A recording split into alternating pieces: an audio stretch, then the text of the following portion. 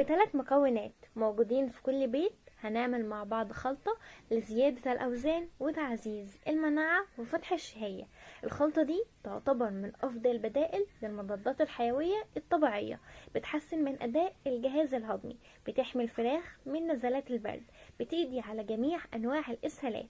وكمان الخلطة دي تعتبر من أفضل البدائل للبروتينات، موجود فيها فيتامينات وحديد ومعدن بكميات عالية جدا. باختصار كبير، الخلطة دي تعتبر صيدلية متكاملة. السلام عليكم ورحمة الله وبركاته. ازيكم عاملين ايه النهاردة يا حبايب قلبي؟ يا رب تكونوا بخير وبأفضل حال دايما يا رب. قبل ان نبدأ الفيديو تنسوا تصلوا على الحبيب المصطفى عليها افضل الصلاة والسلام، وكمان تحطوا لايك للفيديو ده وتشترك في القناة، تفعلوا زر الجرس علشان يوصلكم كل جديد. النهارده يا حبايب قلبي الفراخ بتاعتي عمرها 18 يوم.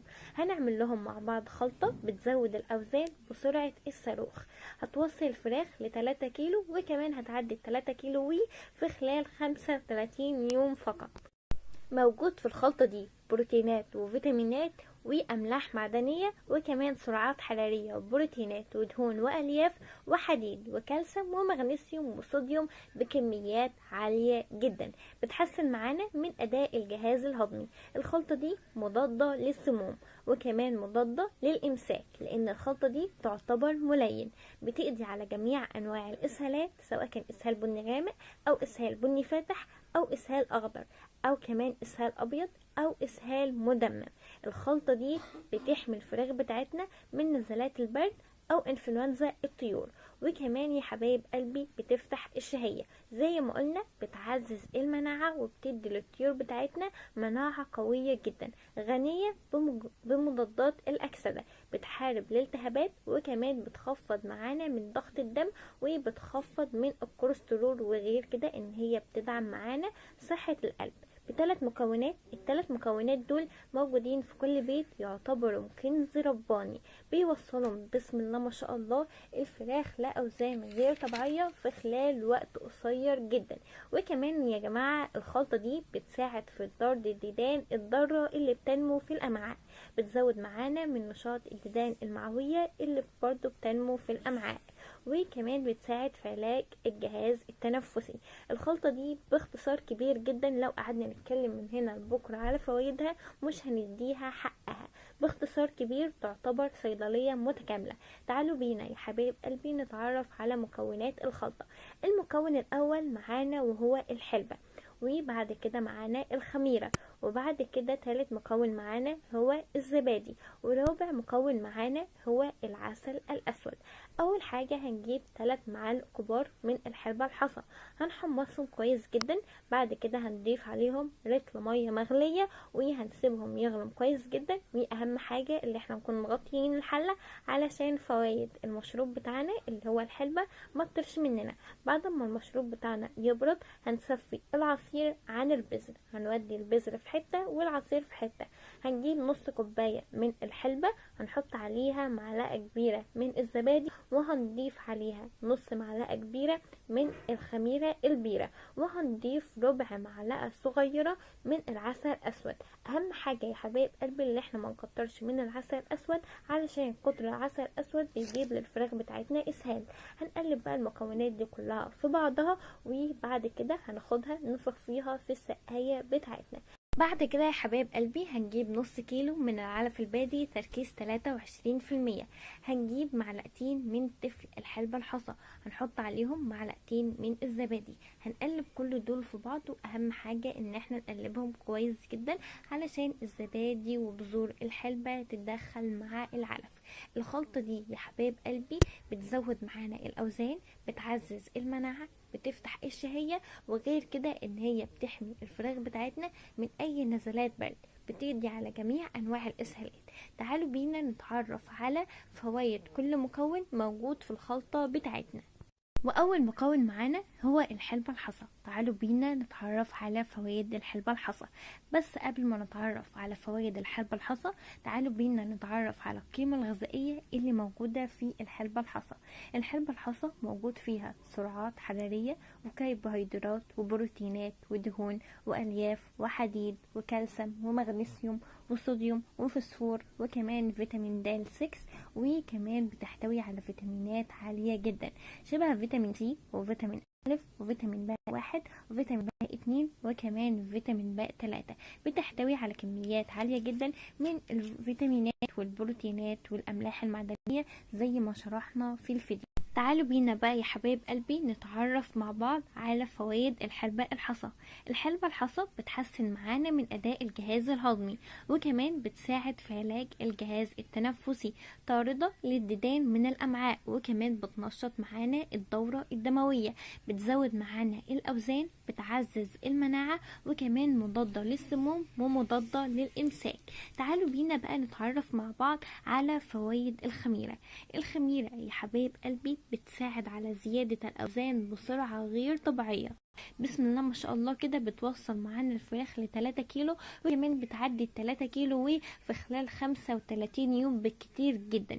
وكمان الخميرة تعتبر من أفضل المضادات الحيوية الطبيعية، بتطرد الديدان المعوية الضارة، بتزود معانا من نشاط الديدان المعوية النافعة. وكمان يا حبايب قلبي بتعزز المناعة، وبتدي الفراخ بتاعتنا مناعة قوية جدا ان هي تقدر تهاجم اي هجوم جرثومي.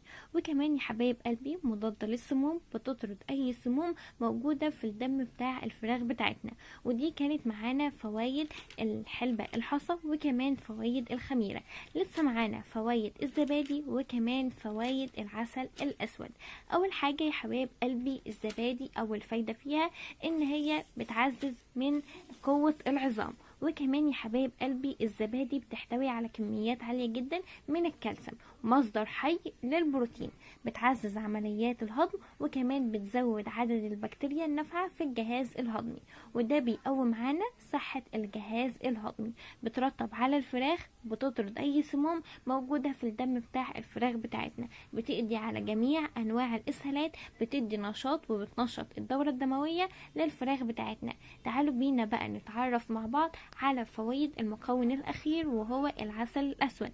بس زي ما قلنا اهم حاجة ان احنا نحط العسل الاسود نص معلقة صغيرة يا حبايب قلبي، علشان كتر العسل الاسود ممكن يجيب للفراخ بتاعتنا اسهال، فنحطه بكميات قليلة جدا يا حبايب قلبي وناخد بالنا بشكل مستمر. العسل الاسود بيفتح الشهية، وكمان العسل الاسود بيعزز معانا المناعة، وبيدي الفراخ بتاعتنا مناعة قوية جدا، بيحسن معانا من اداء الجهاز الهضمي، بيفتح الشهية، بيخلي الفراخ بتاعتنا تاكل اكتر، فبالتالي تزود معانا من الاوزان بشكل غير طبيعي. دي كانت معانا فوائد الخلطة يا حبايب قلبي اللي احنا عاملينها للفراخ بتاعتنا النهاردة. الخلطة دي تعتبر كنز رباني موجود في كل بيت، ليها فوائد عظيمة جدا، بتعتبر صيدلية متكاملة، بتعزز معانا المناعة، بتزود معانا الاوزان بشكل غير طبيعي، وغير كده ان هي بتقضي على امراض كتيرة جدا، موجود فيها فيتامينات وبروتينات، وزي ما قلنا القيمة الغذائية بتاعة الحلبة يعني موجود فيها حاجات بشكل كبير جدا.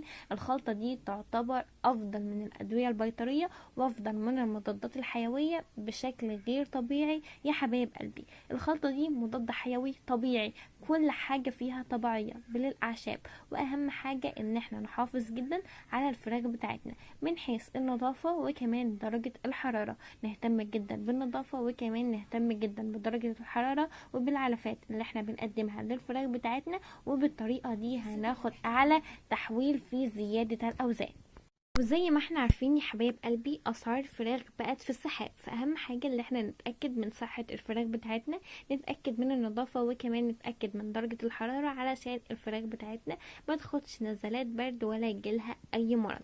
الخلطة اللي احنا عاملينها النهاردة فيها فوائد عظيمة زي ما شرحنا، وكمان زي ما قلت لكم لو قعدنا من هنا لبكرة نتكلم عن الفوائد بتاعتها مش هنديها حقها بالشكل المظبوط.